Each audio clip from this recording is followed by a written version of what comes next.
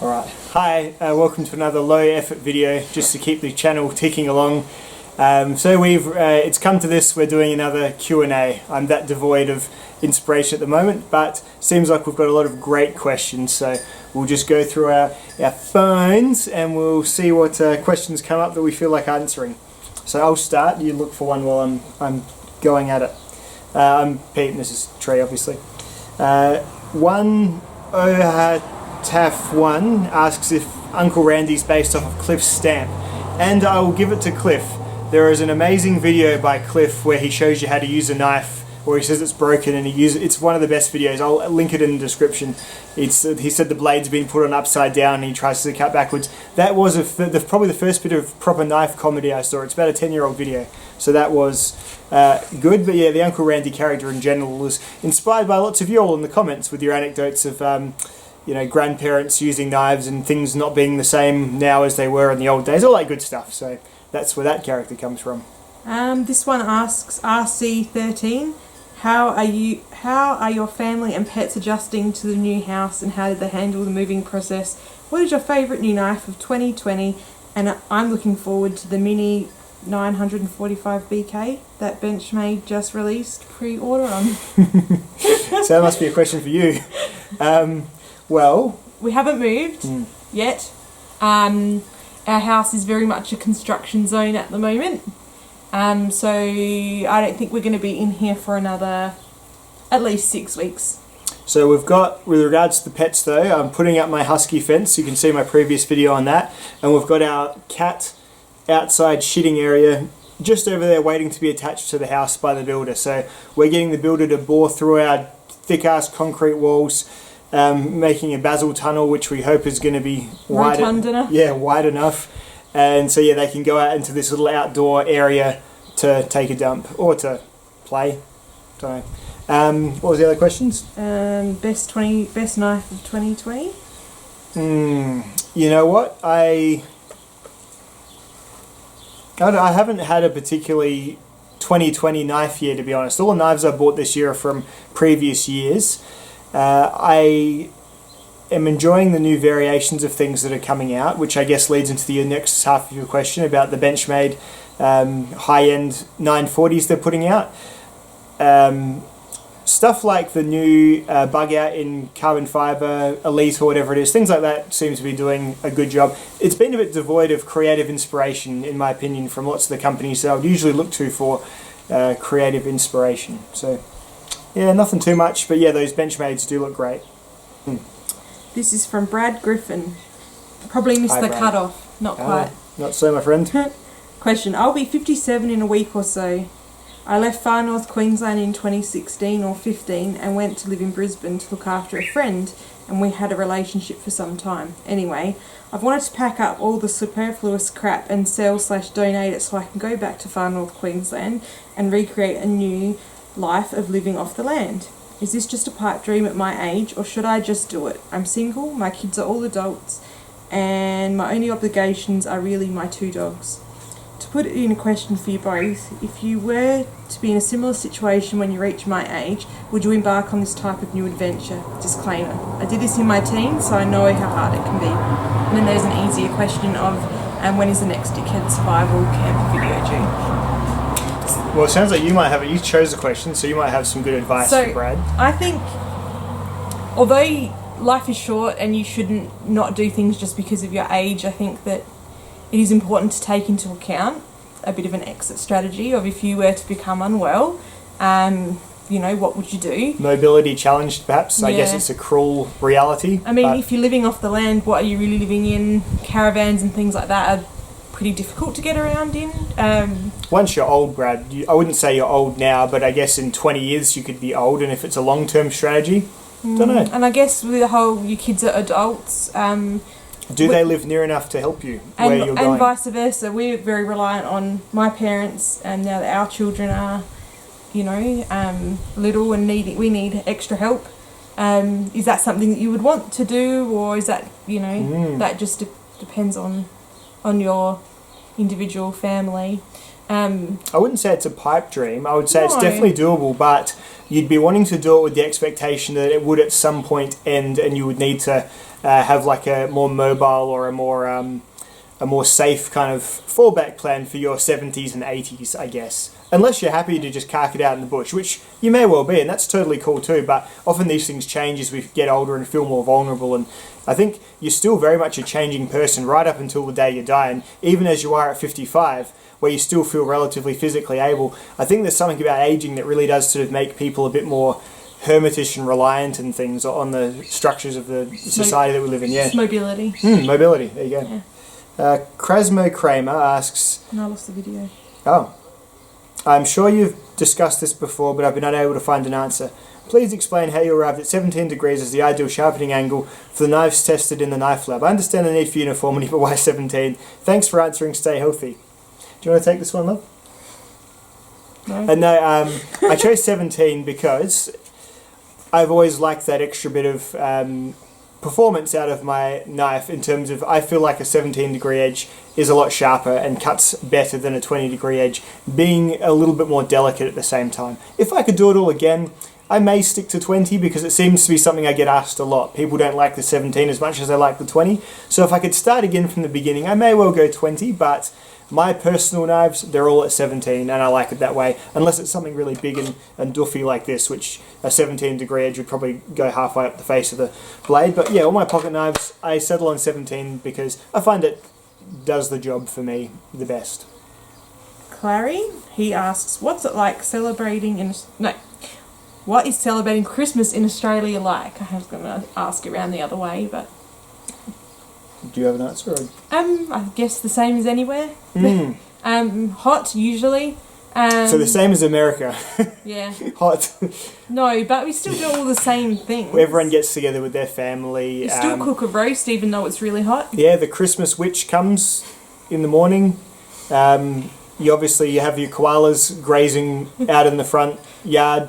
You throw the ham down to the koalas, as I'm sure you all do there with your native animals. I mean, shops still put Christmas carols on in November, the same as I'm sure they do everywhere. And we've even inherited Halloween from you guys. We didn't have Halloween when I was a kid, but I guess marketers going to market, aren't they? So I think we're very much becoming homogenous, all of us Western societies and all the things we celebrate. So it's about the same, I would guess. How did you guys meet? That's easy. We went to the same high school. We weren't high school sweethearts though. We met shortly after high school at a few functions that many high school people were still sort of attending in those awkward few years where you kind of do things with your high school people still, and then after flash forward... It was like the day after. Yeah, flash forward 10 years though and you don't know anyone from your high school. But yeah, so we just went to the same school, and I know I would not advise you to marry your high school sweetheart. Generally, it's incredibly lucky. We got married so young, and now I'm like... Whoa, like... We're very lucky. I would never recommend anyone do it ever. Because you don't even know... You're still growing at that age. Like, you don't even know yourself. Like, who's to say I could have grown up and just been into completely different stuff than to her? Your brains are still developed. But anyway, aside from that, we acknowledge that we're just probably lucky rather than anything. And, hard work, all that sort of stuff. Well, that hasn't been hard work for us, really, because, again, luck, I think is what's done it. Just dumb, stupid luck. Luckily, I didn't just grow up and want to become like someone who wants to travel all over the world, and she didn't, because you get those things. People don't decide what they are until in their mid-20s often, so luckily we ended up in the same spot. Otherwise, it would have been a very brief marriage, I'm sure. More in-depth house tour. There is nothing more. There's nothing to show you. It's fucked. It's like the walls are all torn off and the ceiling's upside down and the floor's inside out. It's a complete demolition zone at the moment. So I'll do a full video once it's all nice, and that'll be in about 6 weeks' time. Do you have a plan to come visit the US when everything, COVID and the election is over? What's on my shopping list if I went? I'm not a traveller at all. We've just dropped all this money into this house. I'll always spend money on... I don't know, there's something to say for experiences, but I'll always spend money on tangible things first. I'd have to have a lot of spare money to spend it on a big expensive trip, I think. If I was to come to America though, I would definitely get a couple of OTF knives and smuggle them back in my hand luggage, because you just straight up can't get them here. Thanks, Obama. What about you, love? Do you have an answer for that? Oh, again, not really a traveller. Did have some very preliminary plans to visit the US at one stage, but it's not looking likely. And I don't really feel like we're missing out just by not travelling, but it's just not really who we are. I don't think. We just prefer to be at home. Like, I've got 3 months of long service leave and I'm not going anywhere, so but I don't feel bad about that, whereas other people would feel a bit caged up. But I just like being at home. Do people actually live in the middle of Australia and thrive? And if so, what do? Ranch? Similar. People work on stations, which I guess are ranches. And they live, up in the remote parts of Australia, there's stations of various kinds for cattle and livestock and things of that nature. And yeah, people put in for often somewhat temporary or like blocks of years or months doing station work. So in terms of people like me, sometimes folks go up and do that. We've got Indigenous people who still live in all types of places in Australia. Some of them are proper traditionalist communities. Others are quite heavily supported by like government aid and assistance and plumbing and power and utilities and that sort of thing.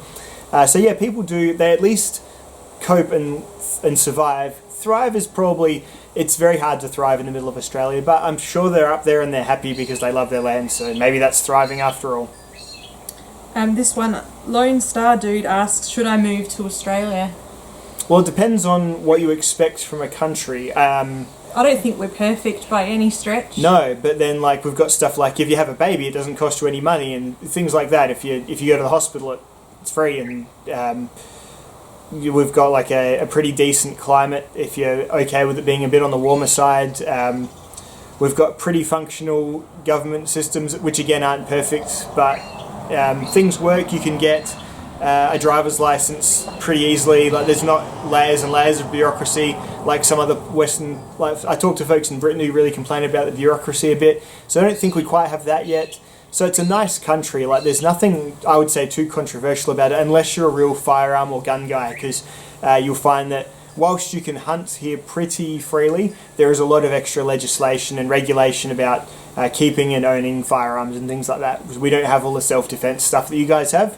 So if that's something that you really hang your hat on, it's probably maybe not for you. But if you're just after a pretty cruisy place to live where the minimum wage is quite decent and comfortable, there's lots of social security, and you can work as a teacher and only work as a teacher and live really well, which is something that's apparently not a thing in America. Cops get paid well without having to use heaps of overtime and stuff. I know American police get paid really well sometimes, but it's often due to overtime, whereas it's a bit more stable. All the jobs are pretty stable here, and yeah, teaching is a well-paid profession here, which is that's how I gauge social goodness, because I think teachers should be among the best paid civil servants, because they're literally in charge of the next people in the country, people who are going to be running the country. So that's just my little rant. But yeah, it's a good country, comfortable country to live. So if that suits you, that's good. But it's probably a little bit less open slather. What I can tell from America, and I'm probably going to speak massively out of turn, is that it's got great potential, but it requires you being very, very savvy and sort of very industrious and with a bit of luck as well. Whereas in Australia, you can just be a bit more of an average Joe and just do well, rather than in America, you can be hyper competitive and do amazingly, or if you're on the minimum wage, it's really hard. So, I don't know. Anything more I would probably talk about would be coming straight out of my arsehole. So this is a person named Gunther from Germany. I hope your new home will be great. I wish that you make good progress with the renovation. I'm especially looking forward to the new knife laboratory. Now, to my question. How did your extreme interest in knives come about? Well, it started living in a place like this one years ago. I was simply out of a need to use blades, splitting firewood with an axe and cutting it on the hearth with my Ontario SP5 heavy machete, splitting wood and stuff with that. The necessity bred the interest, so it's actually from a pretty decent place. Although I knew nothing about knives back then, I think I've done my little origin story. My first proper blade that I bought for fun was the Bear Grylls survival knife, and it sort of eventually molded into where I've got certain types of tastes and things, and here I am now. But it did actually become born of necessity, which is kind of cool, I guess, in hindsight. But yeah, I mean, the pocket knives are probably more of a vanity or more of just a pursuit of enjoyment rather than out of sheer necessity these days. Although I have been using it a whole lot lately. This one's actually a really good one from Reruns. What small animal would terrify you if it were bigger, and what large animal would you want as a pet if it was smaller? That's such a cool question. So what small animal would be I think we underestimate the standard house cat a lot. And I know there are bigger versions of them like lions and tigers and stuff, but if you got a house cat... Basil. Yeah. He'd crush you to death. He would, yeah, you say he would sit on your car and flatten your car. But I'm talking just a standard house cat that just doesn't care about, the people. If all I'm saying is, if all of a sudden all the house cats became 10 times larger, humanity would go extinct within weeks, because they would just kill us all for sport. And they kill us in horrifying ways for their amusement. You've seen a cat toy or something, so that would suck. Car-sized cockroach. Yeah, well, that would also suck. Or any insect, really. Yeah, the old giant centipedes from the Mesolithic era and things like that wouldn't have been great either. What about you? Yeah, so I reckon any large insect, cockroach especially, because they fly and just... all of a sudden fly at your face, yeah. Horrible. Or a huge moth, that would be terrifying too. And probably large animal, what would you want? Just shrunk large animal. Elephant. An elephant, yeah. They're really cute. Yeah, I'd like a little giraffe. It's like the size of the size of Cedric. That'd be really awesome. Its head went up to my chest or something. That would be cool. Stassa23 asks how long it takes me to edit an average video. Did I already know how to edit, or did I learn it along the way? No, I had no idea how to edit. I still use iMovie, which, if you are a movie making person, is like trying to make an animation using bits of Post-it note. It is quite primitive, but I found myself, it's kind of part of my charm now. It's part of the way I enjoy it, is seeing what I can get out of iMovie these days. Those arty films I made a couple of years ago were like a real testament to what you can do with just layers on iMovie and rendering things and shooting over them and rendering things again. So those films were probably really good tests and exercises for my editing stuff, my editing skills, I guess.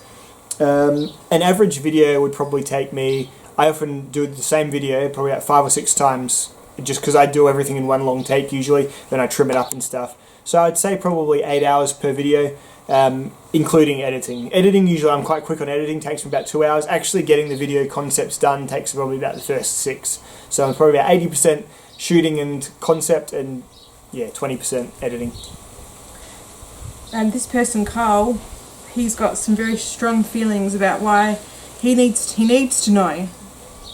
Really needs to know why you truly stand by the Gerber strong arm. I believe most of us are curious why such a particular knife lover / appreciator stands by such a knife. He needs proof. Such a knife. Well, it's... such a knife. It's such a knife. It's... I think that there is always going to be a place for kind of well-built, throwaway type knives. The Gerber strong arm is kind of beginning to price itself out of that zone now though, but... When I first got strong arm, it was about $80, and for a knife that I still stand by is very, very exceedingly difficult to break, I think still it is a great deal. And there is a room, and nothing has been teaching me that more than working here. I've got my TRC Apocalypse, right? It's a $450 knife, right? Yeah. And even still, I've got a couple of chips in the edge. And each of those chips I feel, because it's like, man, that chip probably just cost me $50. It's kind of how you look at things. A Gerber strong arm, I would happily just use it to cut through a tree root, no worries. And I've been using this one the same way, but you think about it so much less with a knife like a Gerber strong arm. So that is why I'll always champion El Cheapo blades like that, even though they're not particularly prestigious or made of good steels or anything like that. So this one's two people have asked a similar question. The first question from Jason says, are you guys still living in the old house while you prepare for the new house? If so, it must be tough to pay rent and mortgage. And then the next one says, how long do you think it will take to get your house into what you want once you get the meth lab out of it? So, we are still in our previous rental, yes, paying some rent. That's the good thing about getting a cheap house that you can afford to pay for. Yeah, that's the thing. We're on a mortgage that's probably about what most people pay in rent from the new place. So yeah. It sucks. It's not great. I don't want to do it forever, but it's not the worst.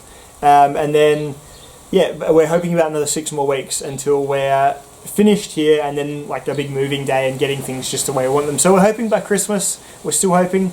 It's early November now, so you never know. Have you seen a Sasquatch?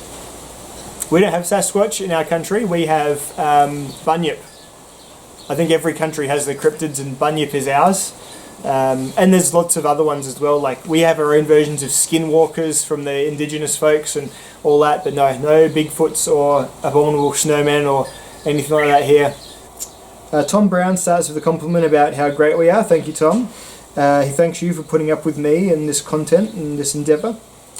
Well, I keep throwing in the offbeat humour and gamer anime references that he doesn't get, juxtaposed with my knife tests. He hopes so. Well, even though you don't get them, you hope that I still do them. That's good. Yes, it's definitely a part of me.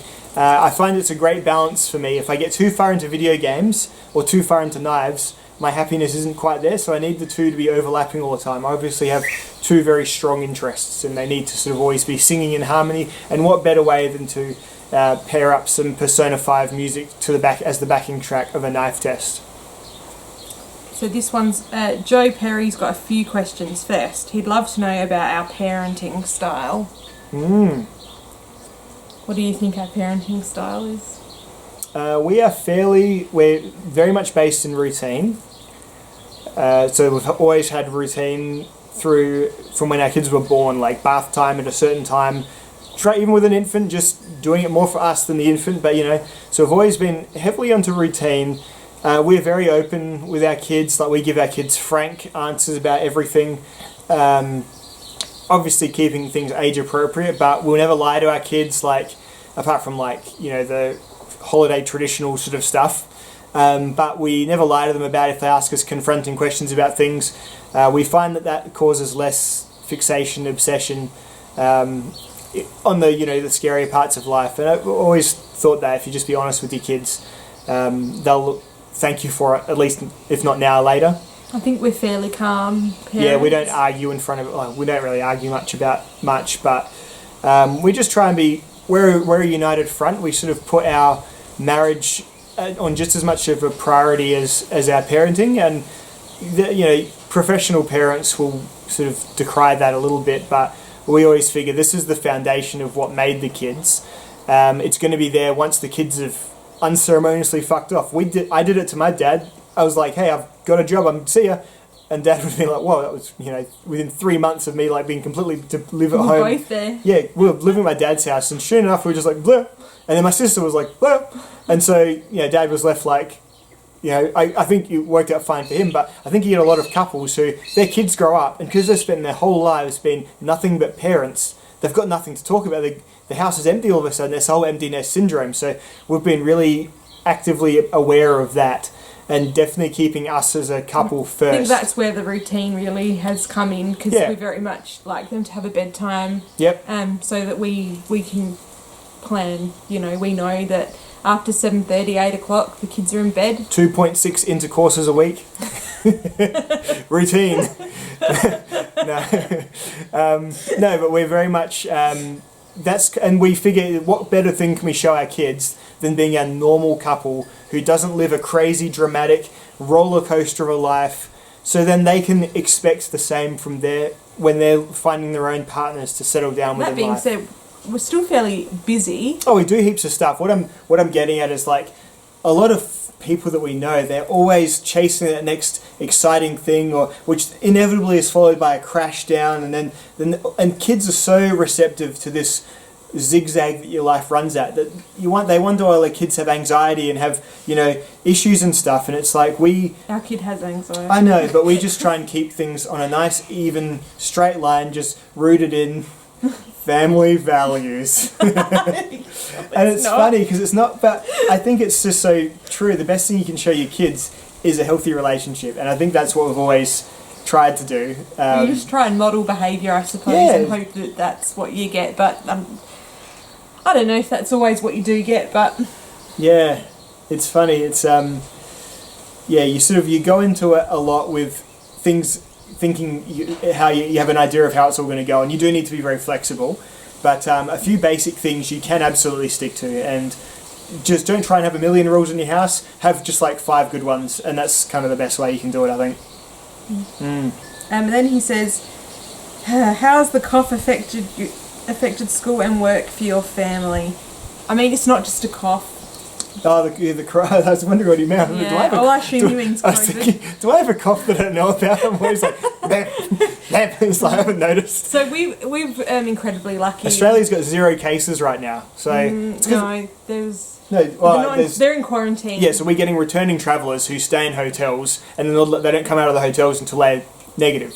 So, I mean, our works have had all the standard COVID safe sort of stuff going on. That. Yeah, and that'll persist probably until there's a vaccine or until it's completely eradicated from the country, whatever. But we're very lucky, and also we were very good at doing it. Victoria had a big outbreak.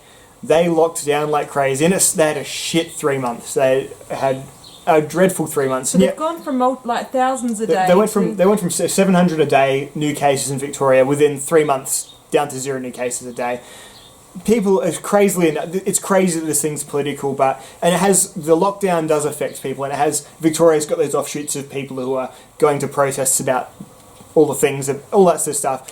But Australia's just managed really well. So I just find it dreadfully hard to even understand what it must be like to be in a country that's not getting any better, and it's zigzagging between some areas being locked down. The inconsistency does look terrible.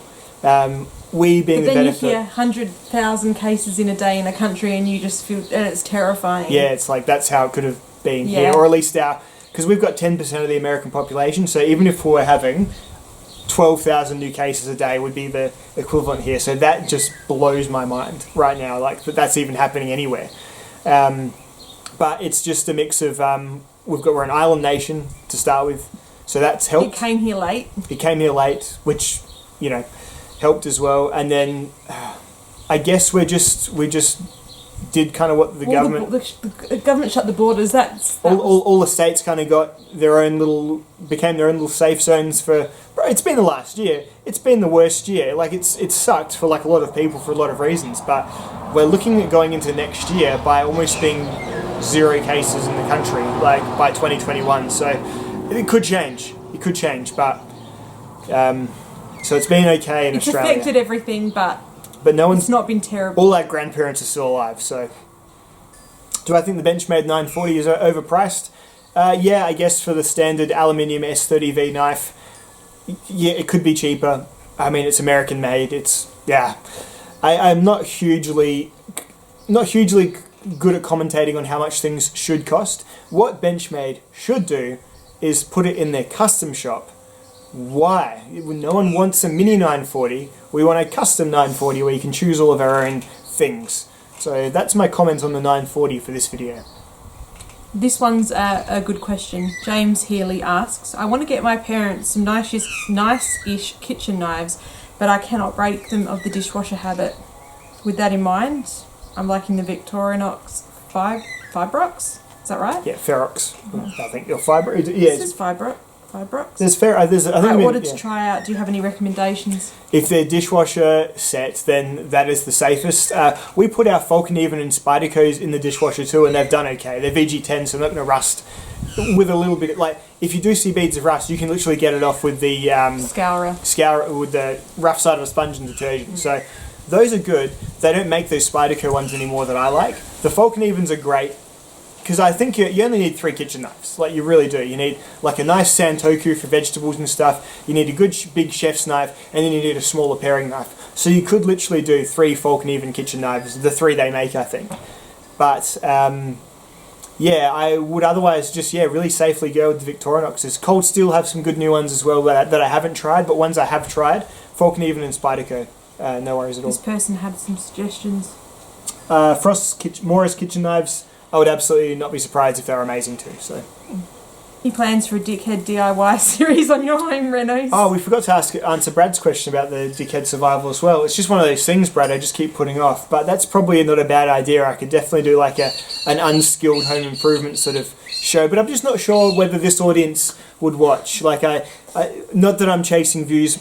Mainly these videos are just to keep the channel breathing sort of thing. But my Husky fence video, not that many folks are interested, and I get that, so I'm not sure, you know, how many folks would actually, because people actively start, like when I've been subscribed to channels and suddenly I think, oh, this channel is shifting into like a weird like car channel or something, I actually unsubscribe, so I don't really want to drive anyone to do that specifically, but I'm certain I'll film things along the way. This one's a good one. What was the most unexpected expense renovating your new place? It's actually been a lot cheaper than we thought. We were like over... But we don't know about any building stuff. We've never done this before, so we overestimated everything. We were like, oh, to get a builder to put a new floor and ceiling up, that'll be 30 grand. And so it's not, it's like 10 grand. And so it's been alright. We're getting an extra toilet put in, which rapidly spun out of control because it needed its own septic tank because it's on the other side of the house. It's the current toilet, so that grew from like a $1,200 project to about a $5,000 project. But that's worth it though. Yeah, I mean, who doesn't enjoy having a crap? So that's yeah. And also, when someone else is having like a massive crap, it means that you don't have to like go and do it outside like she always does, just in the garden or in the litter tray. God.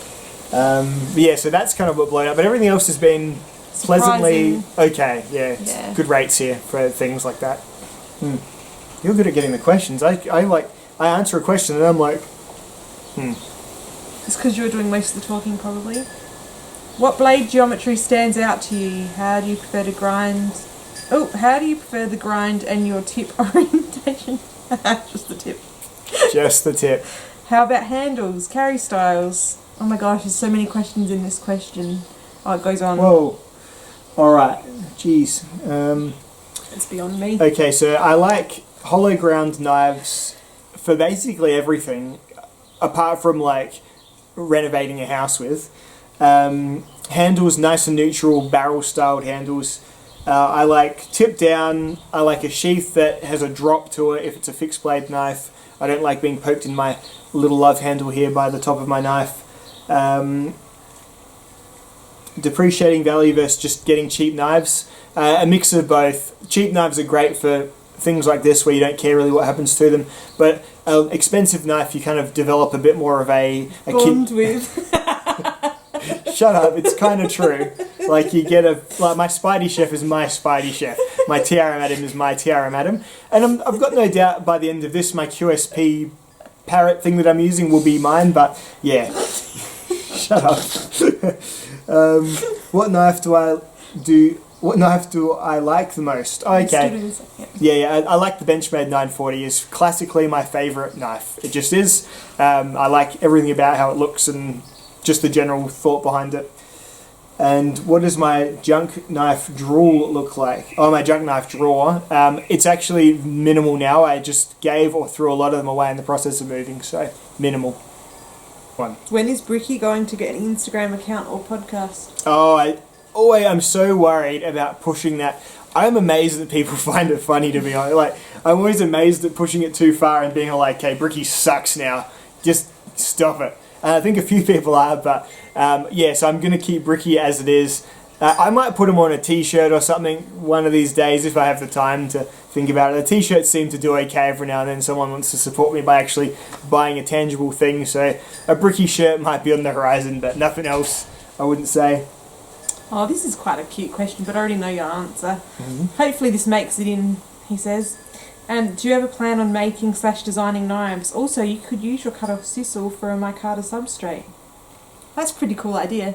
Thanks for your time. Yeah, the sisal would make okay micarta. I think you'd have to use a fair bit of resin or like a large compress to get it together. You'd be able to see it in there. You would, yeah. It'd probably be pretty okay material. You'd have to make...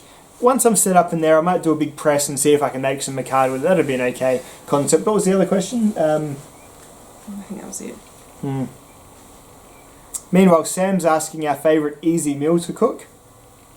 Creamy pasta for me. Yeah, always a hit, isn't it? I just like a steak, salt crusted steak, Scotch fillet, just nice. Steam a bag of veg. And a bag of steamed vegetables, literally from a bird's eye, because that makes me not feel like I'm going to get a clotted artery in the next 3 weeks.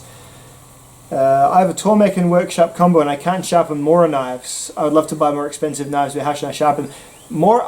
this thing about Scandi knives being super easy to sharpen, I've never really repeated because I don't find them that easy to sharpen either. They're done at the factory in a perfect way, and you need to be able to repeat that on some flat stones if it's a true Scandi knife, and I've always found it difficult, so there's no shame there, friend. You'll find a normal edge on a KME or a Tormek to be much easier because it's so much less of an apex that it doesn't really matter if it's completely uniform. It's less stress, so I totally get it. And yeah, you'll get there just using normal edges with KMEs and Tormeks, no worries. Scandis, yeah, they are more for using flat stones with, which I've never particularly enjoyed. Here's one. I don't know. We might have to delete it because I think it's going to be a boring answer. But what's the hardest thing you or both of you have ever had to overcome? We're pretty boring. Oh yeah, and even the bad things that have happened to me were like fine. Like my parents got divorced when I was like 6. And that was, you don't want your parents to get divorced as kids, but my parents were like super normal about it and didn't become like screechy and hyperbolic with each other, and like mum could still come over and see us, and so like that, yeah, we're just lucky we've been raised by like normal level-headed people. We've never had, a skin cancer in your arm, which was a bit scary for like a couple of weeks, and then we got it cut out and it was like, do you know, I can, and so... We might delete this. I think the hardest thing I've ever had to do was bowel prep with that. Oh yeah. Clearview bowel prep. It was like she's had 2 kids vaginally, and the worst thing she rates drinking the stuff to clean out your insides to get a scope. It's not only that though. It's like you. This is good. We have to leave this. Not only do you drink it, right? So. It was that Clearview one particularly. So like I'd had a different colonoscopy. It wasn't as bad. It still wasn't great. It's supposed to be clear when it blasts out of you. And I was drinking it and I had it in a drink bottle, and then there was like this much left in the bottom, and I thought, no, you want to make sure that they have a Clearview. You want to go clear. So you better drink it all, because they like write it everywhere. Make sure you drink all of it. Yeah. So I drank that last bit, and then I projectile vomited the whole thing back up. Like all of it. So then Pete had to go to the chemist and buy me another one, and then I had to drink that all again. And I was meant to have drunk it within about 45 minutes, but it took me about 6 hours. And then once it's in your stomach, it just sits in there, and it's horrible. That was a bad night. Worst. That was a bad time. That's the worst thing ever. I think we should leave that in. That's funny. Shitting everywhere. I didn't shit everywhere. Shit everywhere. I still shat in the toilet. Everywhere. How do I like the QSP penguin, to change the subject? I like it just fine, thank you. It's good, quite good us. What mundane task or chore makes either one of you surprisingly happy or calm? Cutting sisal rope? Yeah, well, that is a bit of a brain piece. I love digging holes and pushing wheelbarrows and things like that. That's me. What about you? I don't really enjoy any mundane task. I cleaning and stuff, I like the end result, but I don't like doing it. So I am happy and calm just like sitting and relaxing more than doing anything. This is like a legal sort of question. Fierce Firefly asks, and this is Australia, and I'll talk more about it in a sec. Would I support a knife permit if you pay per year and can carry in public? I don't think you should have to pay anything, but I wouldn't be adverse to if you could just pass a very rudimentary, this person isn't going to walk into the supermarket and start stabbing everyone kind of test. To just give you the option of just EDCing a knife for EDC reasons in Australia. And it's different to America. In Australia, it's so grey and it's on a case-by-case basis. It's an offence to carry a knife in a public place without a lawful excuse. And so it's all about the lawful excuse. It becomes very grey, and it becomes between you and the cop, who, if you get yourself searched by the cop, in my opinion, you've done a couple of stupid things anyway. But say you meet a super overzealous cop who's like, I'm going to look in your pockets for no reason, which I don't think in any of the states they can. But anyway, unless you're going to a pub, then they can metal detect you. Anyway, So yeah, I would like some kind of like register of people who aren't insane that can carry knives. And the minute you do something insane, you're like, sorry man, taking your knife card back off you. But even as it is now, I think most people who need to carry knives or really enjoy carrying knives think of some kind of lawful excuse anyway to run with in case in the super rare event they get stopped, they've got some kind of answer. But yeah, I like that kind of idea, I do. Does Pete leave his underwear laying around, or is he a neat guy? Seems to me he'd be one of those neat guys. Oh, Neither of us are that neat. Yeah, but I seem wrong to you. I am chaos. Like I clean up after myself, sort of, but yeah, I'm not like buttoned down at all. Like I'm very much a she'll be right type of person. I think we both are a little bit. Like, yeah, no, I'm certainly more not. than me. Yeah, I'm certainly like even you see the desk in the knife lab sometimes just covered in like the last review's knives and hunks of sisal steel and all that sort of stuff. Alan recently entered the EDC world without prejudice or sponsorship. What's the best online stores to purchase from? Looking for legit sites. Well, I'm in Australia. I still use some of the US sites. I've noticed Blade HQ are getting a little bit more. We're not sending that to Australia lately about more and more knives. And I think that's from the companies. Like I think Benchmade, Gerber, guys like that don't want Blade HQ to send to us because they want me to use our local dealers. So that's been a little bit annoying. I use Knife Center a bit. Of all the US ones, and this isn't, I don't know any of these people at all, DLT seems to be the most prompt with their shipping and things, and just have the stuff that I like buying the most. But in Australia I use AussieKnives.com and the Knife Doctor, aka Knife Shop AU, the most. Why not contacts over glasses?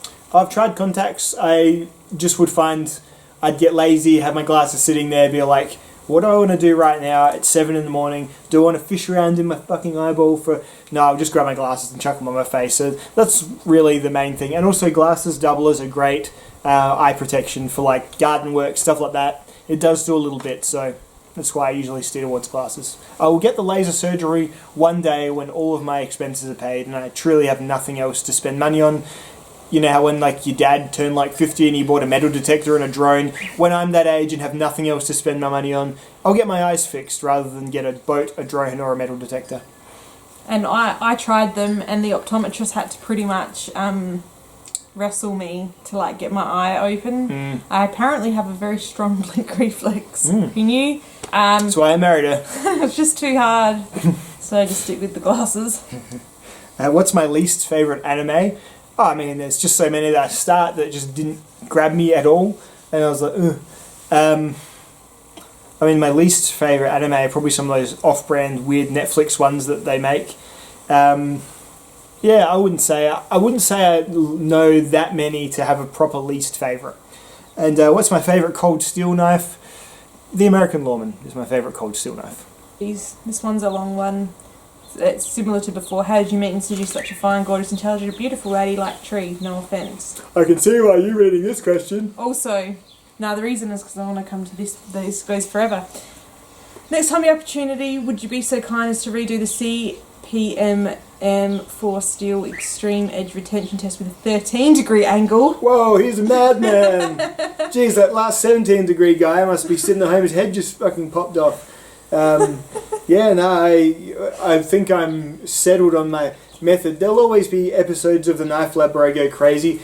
Chris has sent me a couple of knives which have just fallen into the to-do list, I'm sorry Chris, that are for a few different types of edges, so yeah, I'll fuck with those a little bit more with some higher angles and stuff, no worries. He loves the videos. Congratulations on your new house. Last thing I swear, can you get Tree to say railroad tracks? What does that mean? Railroad tracks. Railroad tracks. Why? Maybe he's got some fetish and that's just what he needed to like cross the line. He's like, just fucking say it. And then he says, good luck on this video you're making right now. Hi mum, I love you. I'm getting my comment read on the interweb by some famous guy from Australia. They think you're famous.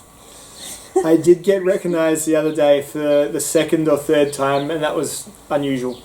Would I be willing to measure thickness behind the edge as a factor in cutting performance? It is definitely a factor in cutting performance. I don't trust my caliper skills enough to really go as science as I do with a lot of other things, but yeah, I'm sure I could figure it out.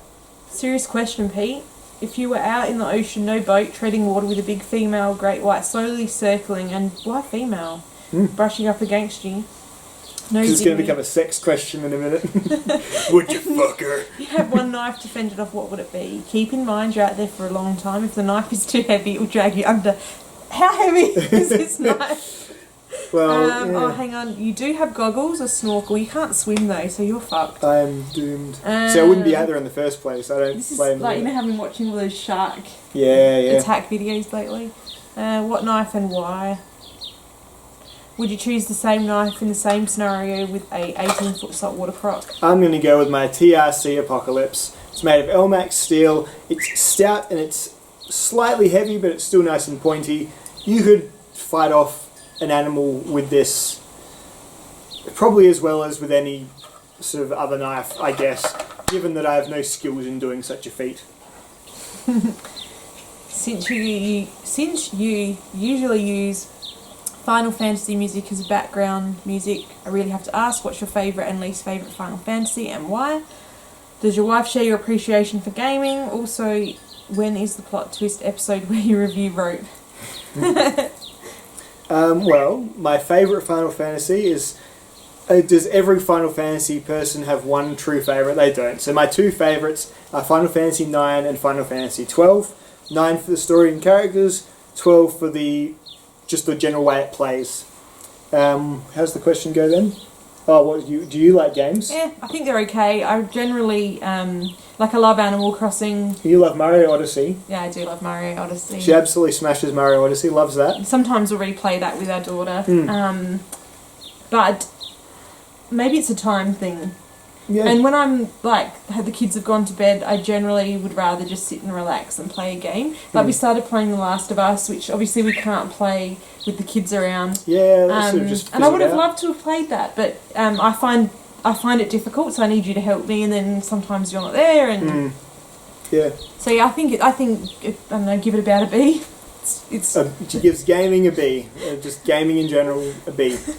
John Van Swearingen asks, are you all watching or streaming anything in particular right now? I've got her into One Punch Man Season 2 because I finally found an English dub of it. They did the English dub ages ago, but stupid Anime Lab and all of my little manga programs still have the Japanese version, and she likes English, and I get that. Like, I am not with most of the anime community. It's a bit of a gatekeeping thing. Oh, you watch the English dub. It's like, yeah, because you can just watch it effortlessly. You can spend more time watching the animation than the fucking word. So anyway, I was happy enough with the Japanese, but and you're enjoying it, aren't you? Yeah, it's awesome. Yeah, she says it's awesome. So, got like Garrow and King and all these awesome new characters they introduce or flesh out. It's great. But for the bit more mainstream, we recently watched the new Unsolved Mysteries. Yeah, on Netflix, that was good. Good. We liked that. The Boys on Amazon. With everyone watching that, I think, yeah. Your new knife dungeon depresses me, and I don't want to see my favourite YouTuber slip on ectoplasm. Is there a way to make you change your mind and pick another location, or at least hire Luigi and his Poltergust 3000? David P. asks. David P., there isn't really anywhere else, because it's all about the acoustics, and the sound down there is optimum. People complain so much about the sound in my current knife lab, which is just a shed, and should really put a lot of that to bed.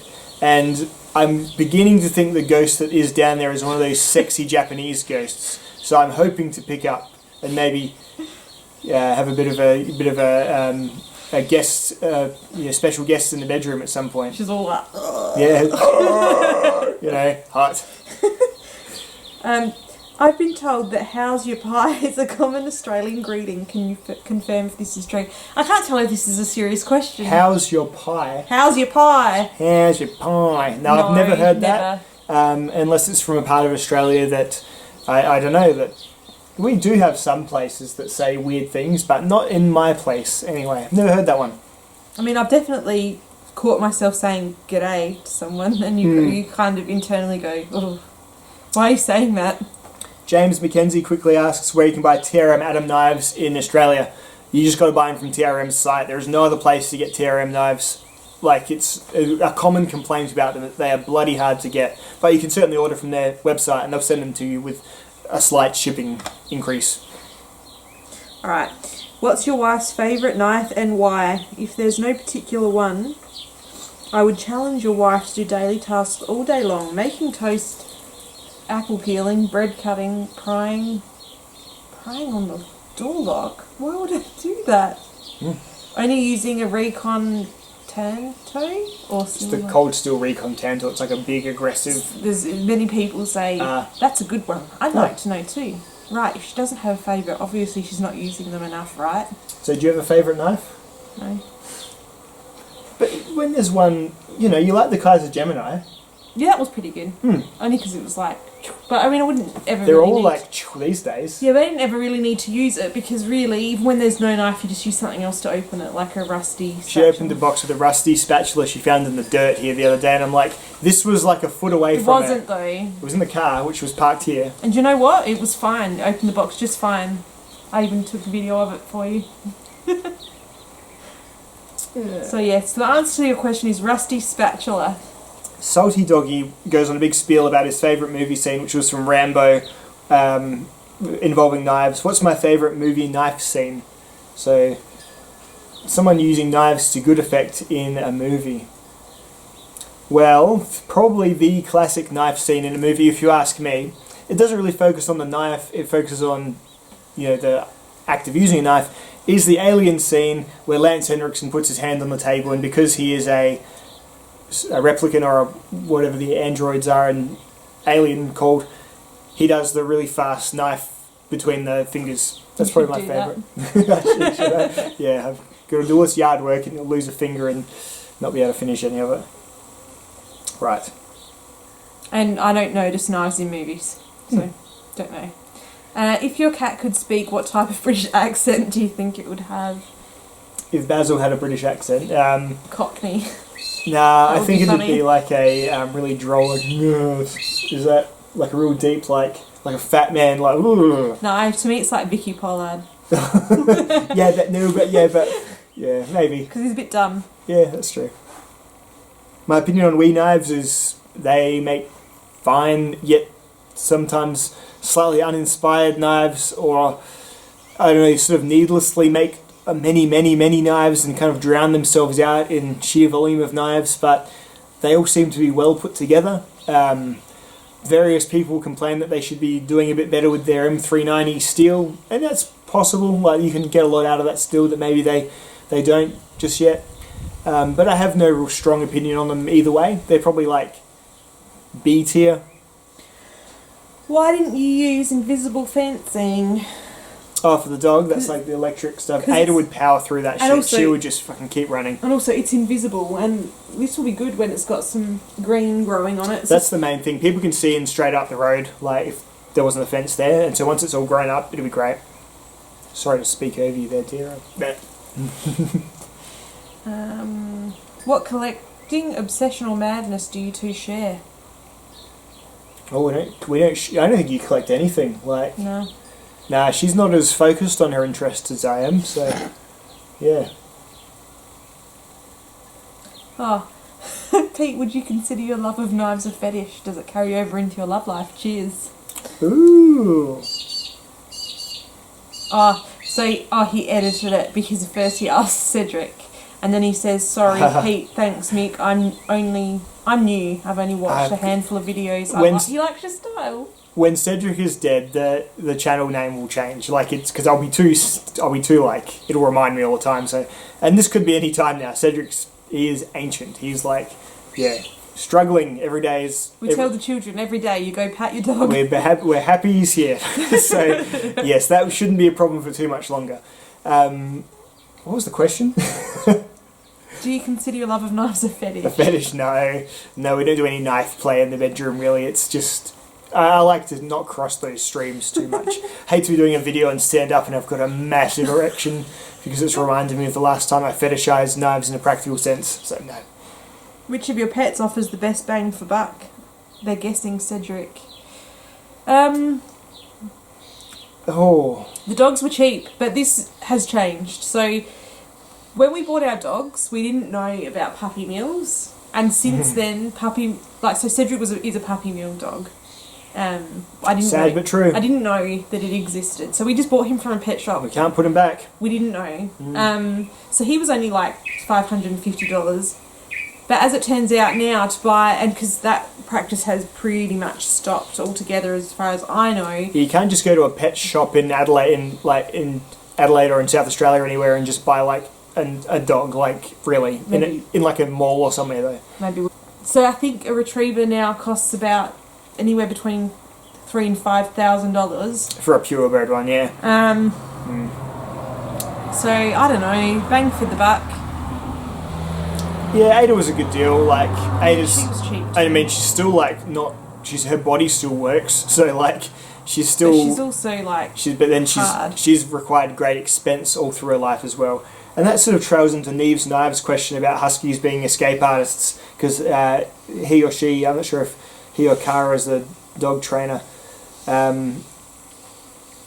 What was the question? Just about Huskies. One of many issues is that they're escape artists. It's one of two breeds that can 100% not be trusted off a leash, even when trained correctly. Would I get another Husky? Probably not. Never. No. They, as you say, they're just difficult. Lovely, but just so undog-like in so many ways. Like, just Ada could just go and move in with another family and just be super happy. Like, she wouldn't. She's beautiful. She's lovely, and she's lovely to anyone. But that's the thing; she's lovely to anyone. If she was to go now and live with another family, she would probably never think of us again, and just have a great time being lovely with that new family. All dogs. Nah, maybe. We like to think it's not, but it's probably true. But yeah, so I wouldn't get a Husky, and they are just difficult. You have to fence all the time, and you're constantly working on your fences. You can't just have one of those nice walks where they just walk next to you, because, as you say, they can't be trusted 100% off a lead. So yeah, probably it's a no from us. Sorry, Ada. What's been Tree's EDC during the move? I did busted the Leatherman Charger a little bit. Black and I've left it inside. black plastic thing. Black plastic. It's got plastic on it. The aluminium. Like is a multi-tool? Yeah. Yeah, it's aluminium. Is it? Yeah. and rusty spatula. And the rusty spatula. Any plans for more insane stuff like the Advocate reviews in the future? That's where it's at. Well, Rusto, you're unfortunately in the minority there, but it's a minority I also am a part of. So yes, I'm sure I'll bust out some ridiculous video at some point in the future when I feel like really stretching my iMovie editing talents once again. Get the green paint out and the green screen silliness going on. Absolutely. Are your elections as stressful as the one that's happening right now in the States? Well, I do find them stressful. Yeah, because you want your team to win. They're just getting worse though. Like, all of us are in an echo chamber that is shaped specifically to how we want the world to be, and it's really hard to get out of that. And so when it becomes like a big part of your life, like it does for a lot of people now, elections are becoming like sports a little bit. Like, you get those people who are really upset when their sports team doesn't win. People are starting to follow politics in such a way, which I used to think would be a good thing, but it's not really, because they're not really that interested in the actual policies or things like that. It's just more about the teams or the people, and it's just not where politics happens at all. So I think they're getting worse and worse as echo chambers get more and more severe. I truly hope that whoever loses this election in America, their echo chamber doesn't rupture so violently that people start properly losing their minds. You can literally just go home and just get back to your normal, relatively content, unremarkable life, no matter what happens. So someone commented, death by astonishment, and said, "No, my friend, Australians are generally almost apolitical relative to what we see in America. Most people think all politicians are wankers and just turn up to vote because we have to. People are polarised here as well, but there isn't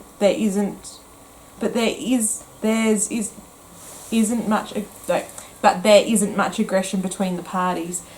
I don't know, it depends. We're all just one. I mean, we're all one candidate away. Whether you like him or not, you must concede that Trump is quite an aggressive candidate and brings out that sort of intensity that hasn't really been seen too many times before. So we may just be that one candidate away from experiencing that as well. It's fear-based. It's fear-born.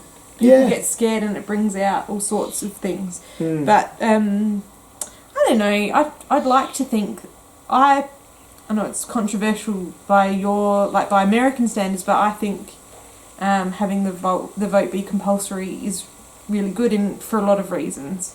You know, like they have to give us time off of work to go and do it. So because it's compulsory, your boss has to say, "Oh, you're going to go and vote now." It's on a Saturday anyway, but for the people who do work Saturdays, then and we certainly don't have to wait as long. But again, we are smaller, so there is less. It's like a minute. You just even if it's like right in the middle when all the old people are there, like right in the morning, you can still just go. I meant for results. Oh yeah, usually no by the evening, but usually you do in America as well. It's just this time is a bit screwy. And we usually have a barbecue at the bar. There's usually buy sausage or something. And that is the thing. Like people very rarely come to proper blows about this sort of stuff because we're all, as cheesy as it sounds, we're all on the same team. Any candidate that would have their supporters literally go and draw blood for them is not your friend and is not someone you should support. And that's on either side. And we just do not have that here at all. Even the more like far right, far left type people here aren't there at all yet, so it's quite good. How long have you been married? Since 2008, so 12 years this year. Any others jumping out at you? Someone asked if, are you my daddy? Are you my mummy? And then he asked if his mate Joe Biden wants to know what my hair smells like. Sorry, he's a freak. Yeah, because Joe Biden's, like, they see him in videos, like, he stands behind too close to people and, like, his nose is, I'm not sure if he's smelling them, but he looks like he's smelling them. Is he autistic? I don't know. He could well be. But yeah, he's a bit of an odd cat, that's for sure. No photos of him with Epstein yet, though, so that's a plus. That's a win, unlike every other politician. You look like siblings. Is that sort of thing common where you live? But he still enjoys your bids. Well, that's cool. I don't think we look like siblings. Yeah, we're quite differently shaped and built and different faces. It's because all it is, do we look like siblings now? No, you keep yours on. Oh. That's often all it is. Hey, they've got glasses. So, yeah. No, we are 100% not related until we chose to legally become related. Do you want to do any axe or knife throwing? If not, is it something you might think about doing on your show in the future? They'd love to see you throwing knives and axes and talking about techniques, etc. Would you really? Or wouldn't you rather see someone who knows what they're doing do these things? Or actually, probably not. As I guess I was rather popular in Dickhead Survival, so maybe it'll feature in the next Dickhead Survival type film. That would be funny. Yeah. Some questions, like, they're funny questions, but I just don't have, like, a funny answer for them, so if your question's been missed, it may have been because of that. We're literally, sometimes we print them out and have a few thoughts. We're literally just sitting down and scrolling and picking them as we go, so. Top quality viewing here, Pete. Who would win a knife duel to the death, Nick Shabazz or Advanced Knife Pro?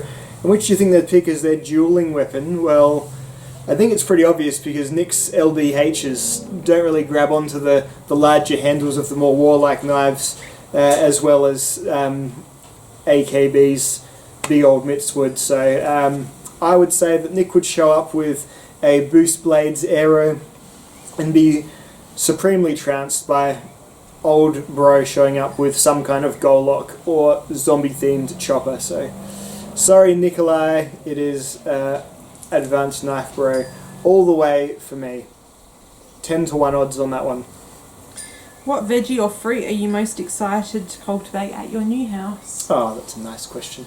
I'm looking forward to the herb garden. We've got a herb garden going, but I'm just going to pick... My mistake last time was I chose too many things and I grew small amounts, useless amounts of everything. So I think I'm just going to choose one crop and grow it.